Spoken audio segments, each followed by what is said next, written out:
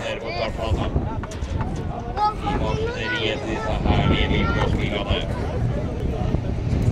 Edvin Bakken i sin Opel Cadillac. Espen Nordberg i sin Ford Escort. Vi er i gang!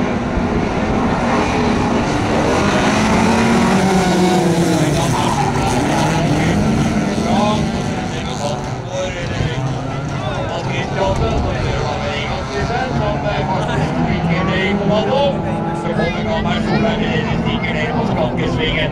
Her er det tett, mine damer her. Og støvøyka står.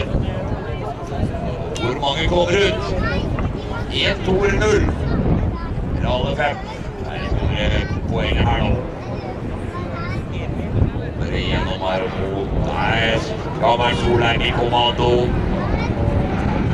Med seg Jan Oddvar Knudsen. Heller ikke kjørt mange løp av han opp på noen år, Knudsen. Bakken mot Therese.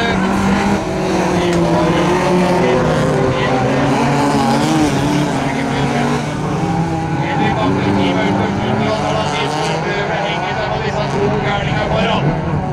Prøver å gå på Knudsen med sin lille kadett-rakett. I mørkførst og Edvin Bakken. Gammer Solberg er jo en ringrev, har kjørt mye rally sine yngre dager. Var litt eldre ung, og ratter en 2,45. Over til basering, en runde igjen. Edvin Bakken på andre. Jan Oddvar Knudsen på tredje. Gammer like i alternativet, Knudsen gjorde det samme. Edvin Bakken nede på tredje.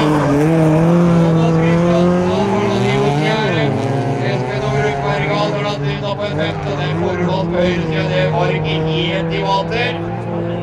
Forhåndslenger er nok ikke helt god å kjøre den eskorten til Norup Berge nå. Vi er ute på siste runde.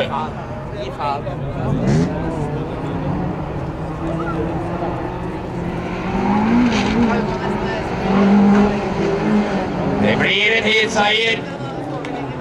Da blir en hitseier, ja da, klarte vi med en halv meter. Svein Gammer Solberg, blåser i gang, klarte med en halv meter foran. Jan Oddvar Knudsen, tredjeplassen gikk til teamøsters Edvin Bakken. Fjerdeplassen. Ja, det var Thomas Kristiansen, femteplassen til Espen Nordberg,